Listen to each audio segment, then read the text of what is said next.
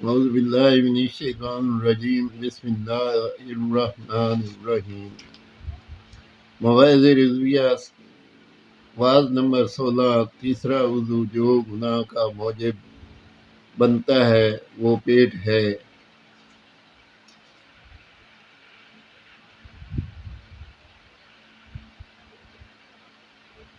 حدیث پاک،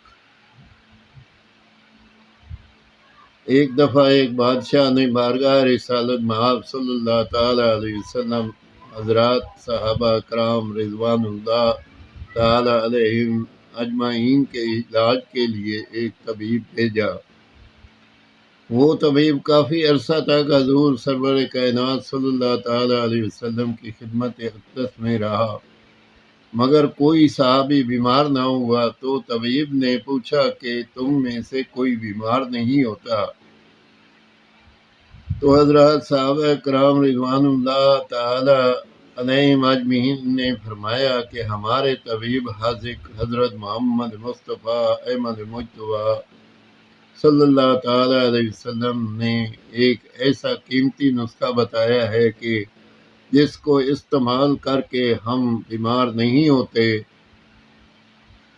وہ نسخہ کیمیا جو کہ آپ صلی اللہ تعالی علیہ وسلم نے ارشاد فرمایا ہے یہ ہے کہ جب کچھ اشتہا باقی ہو تو کھانا چھوڑ دو، یعنی کہ ابھی بھوک ہو تو کھانا چھوڑ دو۔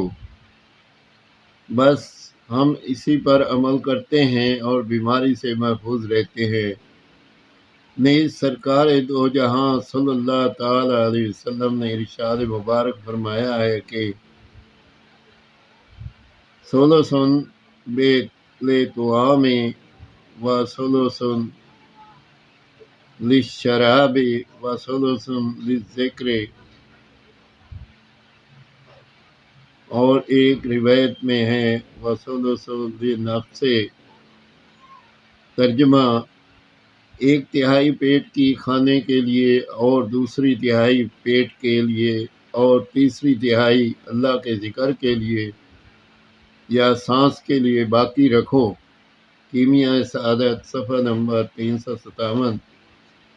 معلوم ہوا کہ حضور صلی اللہ تعالی علیہ وسلم نے حلال کھانا بھی پیٹ بھر کر پسند نہ فرمایا، تو اس سے ہی اندازہ لگایا جا سکتا ہے کہ حرام کھانے سے پیٹ بھرنا کیسے جائز ہوگا۔ آمین ثم آمین۔